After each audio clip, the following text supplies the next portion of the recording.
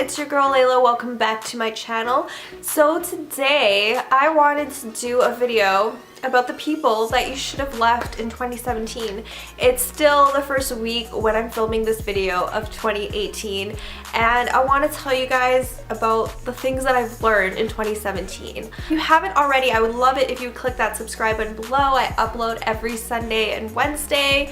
So let's get started, shall we? So I want to make a little disclaimer. This isn't directed towards anybody I may know in my life. If it sounds like a familiar situation, then, you know, just take it with a grain of salt. Because I'm not really directly attacking anyone in this video, is what I'm trying to say. Honestly, if I stopped talking to every single person that did something bad to me, I would not have anybody in my life, honestly. Like, I really would not. I would not have any friends. I would not have a boyfriend. I would just be alone and probably miserable.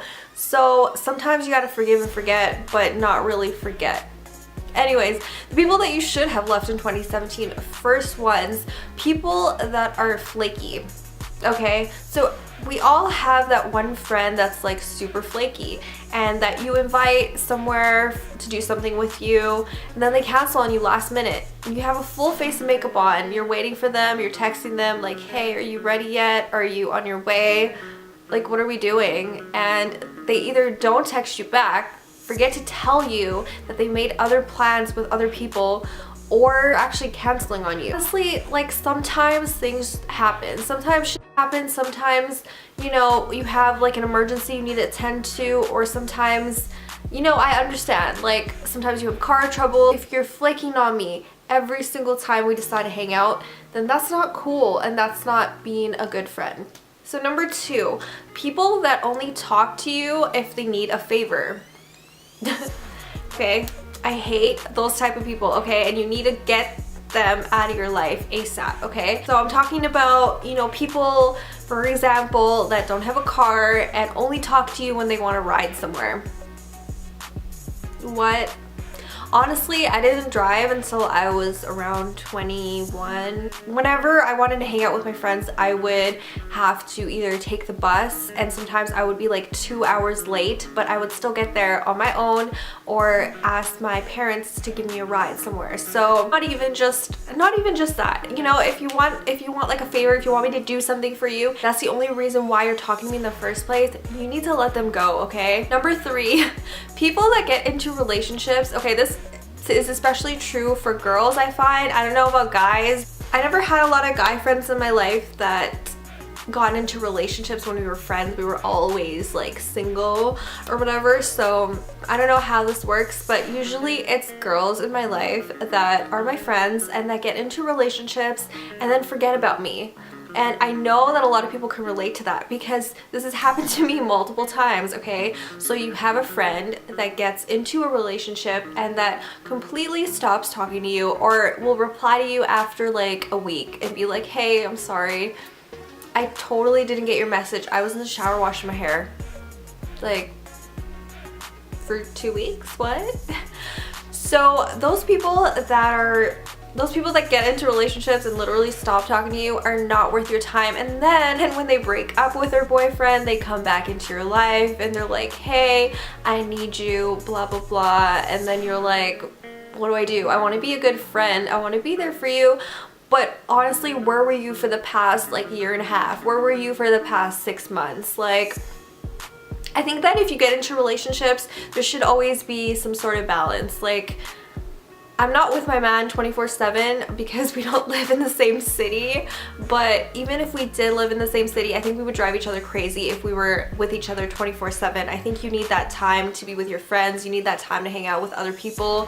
You need that time to like talk to other people, especially being a girl. Like, you have stuff that you want to just talk to your friends about, you know what I mean? So those type of people you should have left in 2017, okay? If you haven't already, because they stopped talking to you like 6 months ago. So number four is a lesson that I have learned in my life from moving from the city to where I live right now. I don't live in the city anymore. I live in the suburbs. Honestly, it takes 20 to 25 minutes to drive to the city. Living here, I've just discovered that not a lot of people want to take the time to come out here and see me. Not a lot of people just want to drive out here, and you know, I get that. But if I'm always coming to see you and you're never coming to see me, then that's kind of a problem. Especially if you live in the outskirts of the city.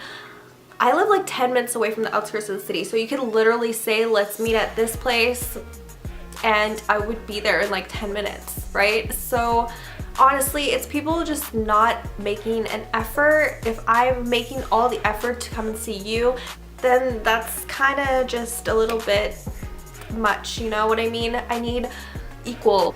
I need effort from like both sides, right? So I be making the effort, you be making the effort, and we're a friend.